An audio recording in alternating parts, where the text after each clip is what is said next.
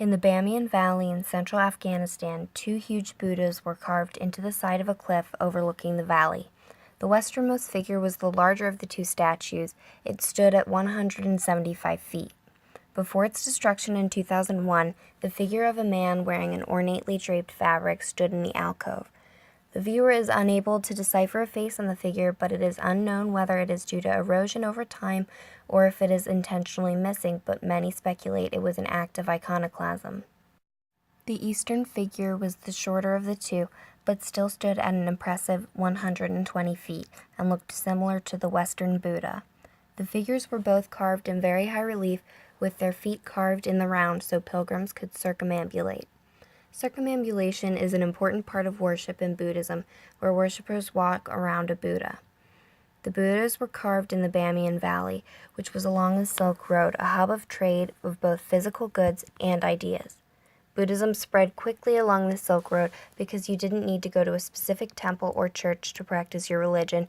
You could do it anywhere, which was convenient for merchants traveling along the Silk Road.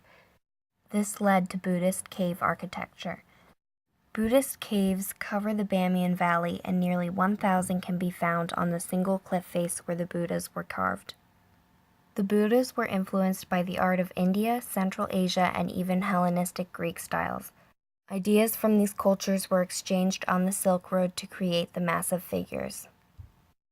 A monk named Swan Song traveled to see the Buddhas in 643 CE and provided us with vivid descriptions of them, which gave us much of the information that we know about them today. He wrote that the Buddhas were covered in metal and gems, and that monasteries were built near the Buddhas by a king. Scholars agree that the gems were probably attached to the Buddhas with stucco on top of the stone. In 2001, the leader of the Taliban ordered the destruction of the Buddhas as both an act of iconoclasm and as a rebellion towards Western funding that had gone towards protecting the figures. The Taliban declared that they had acted in the name of Islam, but Bamiyan was predominantly Islam starting in the 10th century, and the Buddhas went untouched until their destruction in 2001. Now all that remain are the two empty alcoves where the Buddhas once stood. Do do do do do do do do.